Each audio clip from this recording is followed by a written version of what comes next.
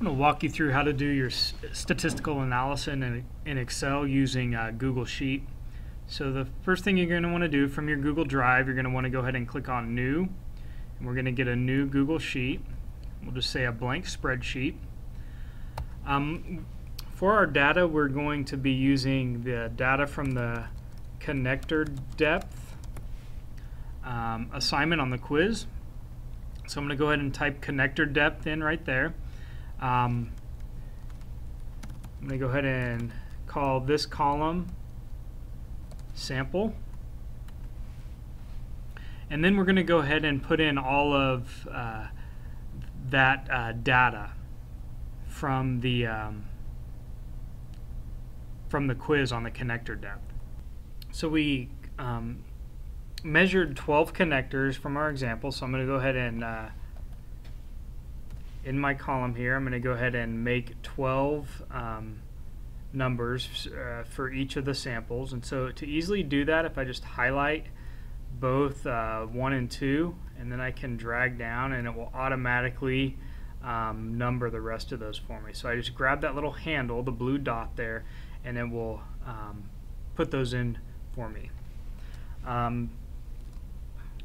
In this column, I'm going to put the dimension that was measured, and that dimension was in centimeters, so I'll go ahead and put dimension in centimeters, and then I'll go ahead and type in that dimension. And so you can type in all of that data from the information on the assignment sheet. So what each connector was actually measured at. And so we have some different numbers here, and we'll use these numbers to do our statistical analysis.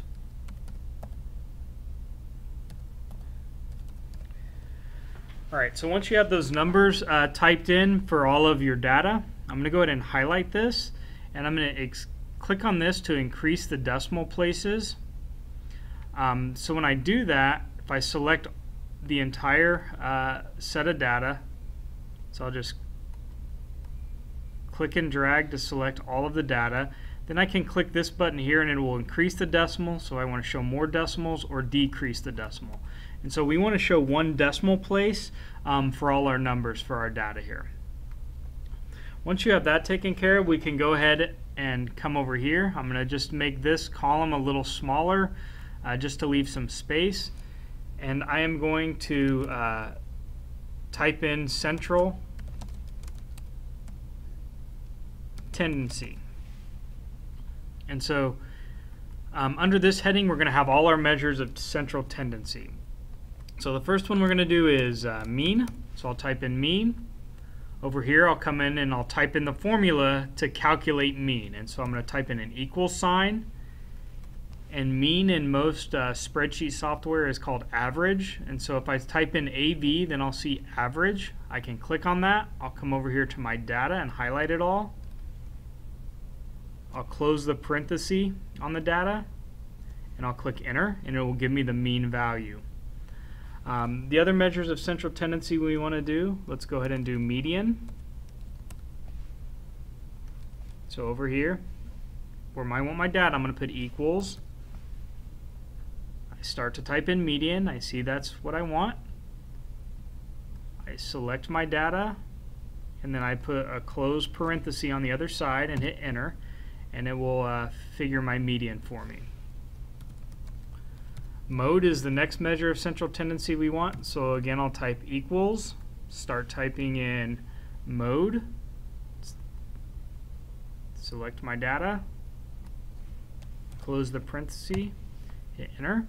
It's giving me an NA because we have a multi-mode data for this data set. That's okay.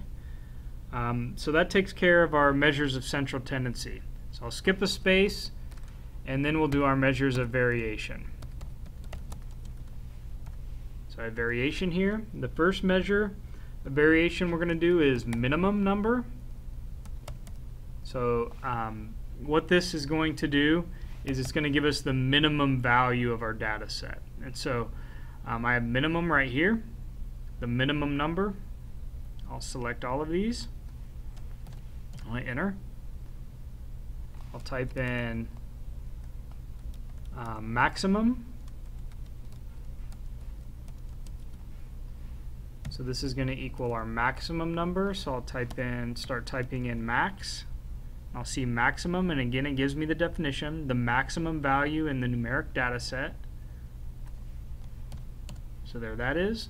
So once I have those two, I can then calculate range. So I'll say our range is equal to the maximum number minus the minimum number, and hit enter. So there's our range. So we have those measures of variation. We are going to do standard deviation. So I'll go ahead and type that in. Standard deviation. I'll double click on the cell to make it bigger so it'll fit. This is going to be equals. I can start typing in standard deviation, and notice you have several options. So this first one is the standard deviation of an entire population. This one here is standard deviation for a sample. And so we didn't measure every connector that came off the assembly, and so we're going to use sample standard deviation for our data here. And so I'll click this one, it's the one with an A at the end. Then I will select my data, and I can close the parenthesis. Alright. And so that takes care of our measures of central tendency and variation. And so to kind of make those highlighted on my text here, I'm going to go ahead and bold those. And I'm going to go ahead and bold what our chart is for. Alright. A couple things we can do. I can increase the decimal point here for our mean. So notice when I increase it, I keep adding zeros to the end, the numbers change. And so it was rounding to 1 decimal place. We're going to go ahead and make that go to 3 decimal places. Same thing over here. I'm going to highlight all my data. And then I'm going to make it go to 3 decimal places. And we're going to call that good for our data. Alright, let's go ahead and look at this mode again. So if I look at, I have an error in mode. And if I look at this, it said, so I found the mistake. If I look at this, only one data is showing up, one set of data. So I need to make sure I have everything selected. So I'm going to go ahead and just highlight in here, and then select. Let's try it again. Just delete that out. I'll type in mode.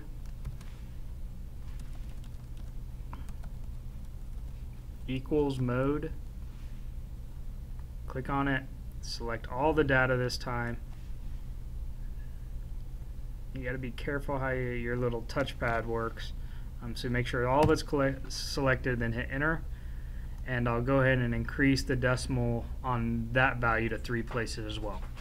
Alright, so when you have that done, we can go ahead and create the histogram for this. And so if we just select our column of data, Google works pretty well. I'm going to go to Insert, Chart. It's going to bring up some chart types for me. It thinks I maybe want a line chart for this. I don't want a line chart. I want a histogram. So I'm going to go ahead and make sure I select histogram. Then under Customize, I can change some options and things that I want. Style, I'll leave the same. The histogram, I'll leave the same. Chart axis, I'll leave all that the same. Under Legend, I think I'm going to go ahead and click to take off the legend, because that doesn't really matter for what we're doing. Under chart title, I'm going to go ahead and change this to connector depth, and that is in centimeters. So I can do that. And then you can see your data that we've created with this. You can move it so you can see the data. You can resize your chart if you need to make sure it fits correctly on one sheet of paper, whatever the case may be. So I'll move that down here, I can look at the data and information. So basically what's happening, if I hover over this, it's telling me that in this bucket there are three dimensions that went in it, and it's from 3.7 to 3.9. So anything that fell in between 3.7 to 3.9 went into this column here. 3.9 to 4.1, and so on. And so that's how it figures that bit of information. So I think I'll move this. I think I'm going to move my chart back up here. You can go ahead and print that, put it in your engineering notebook, and then submit it to the LMS.